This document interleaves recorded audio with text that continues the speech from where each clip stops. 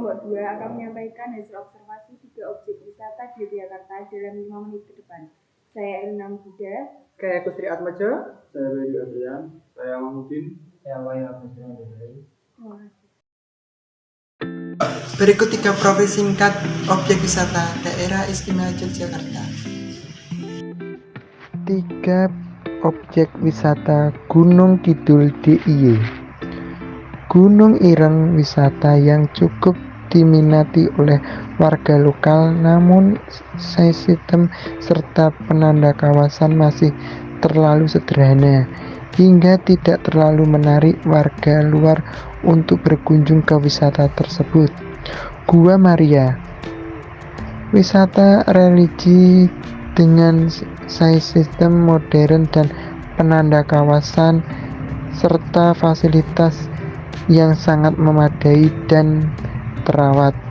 Gua Rancang Kencono, wisata dengan sistem tradisional dan kreatif yang diolah langsung oleh warga lokalnya. Gunung Ireng merupakan objek wisata yang pertama kami kunjungi.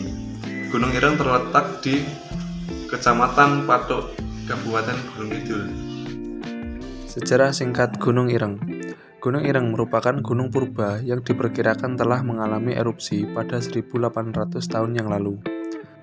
Konon, warna hitam pada Gunung Ireng disebabkan oleh lahar yang mengalir ke utara dan mendingin sehingga terbentuklah sebuah batu-batu yang menghitam. Sedangkan di bagian selatan gunung, batu-batunya berwarna putih karena dahulunya adalah batu karang. Dari sisi geologi, Gunung Ireng merupakan bagian dari gunung api purba pada masa Miocene, yaitu sekitar 5-23 juta tahun yang lalu. Gunung api meletus dan kehilangan bentuknya. Namun, sisa-sisa gunung api inilah yang membentuk beberapa formasi batuan vulkanis di kawasan Patuk, termasuk Bukit Ngelanggeran yang ada di utara Gunung Ireng. Di Gunung Ireng terdapat fasilitas-fasilitas seperti loket untuk pembayaran dan informasi, penanda kawasan sebagai petunjuk tempat wisata Gunung Ireng. Terdapat juga musola untuk pengunjung menjalankan peribadatan. Musola tersebut milik penjaga atau pengelola Gunung Ireng tersebut. Di Gunung Ireng juga terdapat gazebo membuat pengunjung bisa bersantai dan menikmati indahnya pemandangan. Terdapat juga WC atau toilet umum dan spot foto yang sangat menarik di wisata Gunung Ireng. Gunung Ireng juga mempunyai sound system yang sederhana dan rata-rata terbuat dari bahan kayu.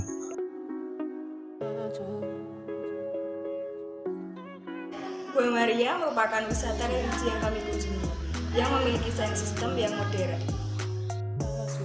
Sejarah singkat Gua Maria. Dahulu gua ini adalah tempat angker sebelum dijadikannya Gua Maria, yang mengakibatkan tak ada seorang pun yang datang. Dipercaya tempat ini digunakan untuk bertapa. Banyak pangeran dari kerajaan Mataram bersemedi di sini. Pada tahun 1974, anak dari Sanjaya Giring memberitahu Romo Al-Harja Sudarma SJ jika terdapat gua terbengkalai di dekat rumahnya. Romo Harja lalu datang ke tempatnya dan jatuh cinta dengan keindahan gua itu. Ia mulai membersihkan tempat itu dan menjadikannya tempat berdoa.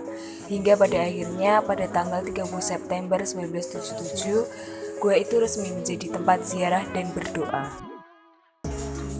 Pengelola Gua Maria menggunakan sound system yang modern. Mereka menggunakan media dari besi agar tetap awet meski terkena panas dan hujan. Pada penanda kawasan Gua Maria, terdapat logo Wings Group yang kemungkinan besar brand lokal tersebut ikut serta membiayai dalam pengelolaan Gua Maria. Terdapat pula papan tata tertib yang terpajang pada beberapa sudut gua. Fasilitas ibadah seperti kursi, mimbar, patung Bunda Maria dan Yesus juga tersedia di sana.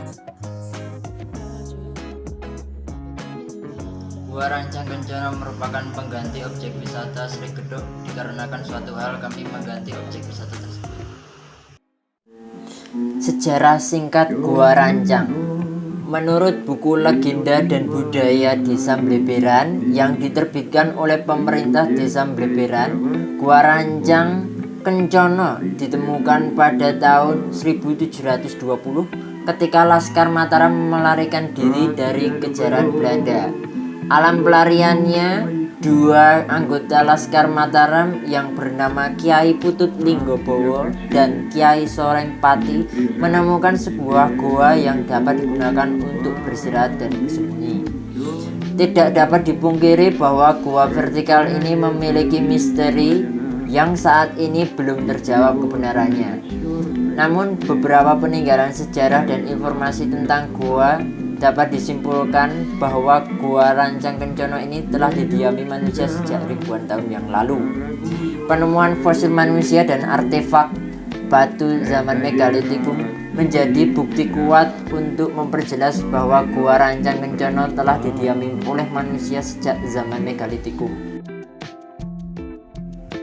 Di sebelah kiri ini bisa dilihat ada penanda kawasan dari Gua Rancang Kencono, dan di sebelah kanannya terdapat sign system yang mengarahkan ke arah Gua Rancang Kencono dan juga tempat-tempat yang ada di Gua Rancang Kencono ini yang dituliskan menggunakan aksara Latin yang dimodifikasi sedemikian rupa agar menyerupai aksara Jawa.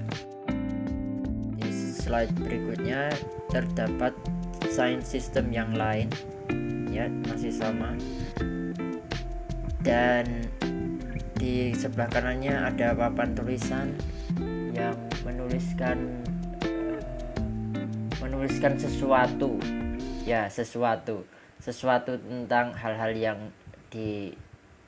harus dilakukan. Mungkin tulisan tentang mencintai bumi ini, menjaga bumi ini agar tetap bagus.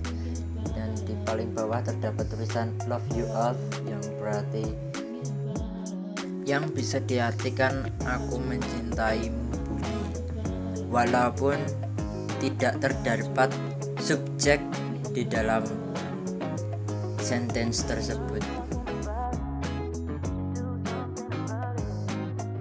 Dari 3 objek wisata tersebut, kami berinisiatif untuk memperbaiki sound system di Gunung Ireng.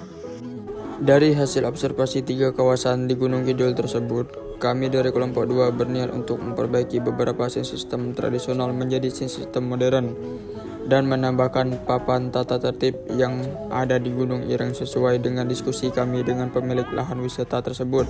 Sebagai referensinya, seperti yang tertera pada dokumentasi yang kami ambil dari wisata di Gua Maria dan Gua Rancang. Apabila dana yang dibutuhkan untuk membuat penanda kawasan tersebut dirasa tidak cukup, maka kami akan mencari sumbangan dana dari beberapa brand lokal. Sebagai contoh, Gua Maria yang penanda kawasannya disupporteri oleh Wings Group dan Gua Rancang disupporteri oleh Patra. Adapun mapping perancangan desain. Yang pertama, desain kasar. Masing-masing anggota kelompok akan membuat desain kasar menggunakan prinsip GESALT. Yang kedua, memilih desain. Desain akan dipilih satu untuk kemudian diproses ke dalam digitalisasi. Yang ketiga, proses mendesain. Proses desain menggunakan aplikasi yang dianjurkan dosen pengampu atau sesuai diskusi kelompok. Yang keempat, pengaplikasian. Produksi desain yang kemudian akan diaplikasikan ke tempat wisata yang telah dipilih sebelumnya. Pembuatan desain kasar. Berikut adalah contoh sederhana pembuatan desain kasar yang menerapkan prinsip GESALT oleh anggota kelompok kami.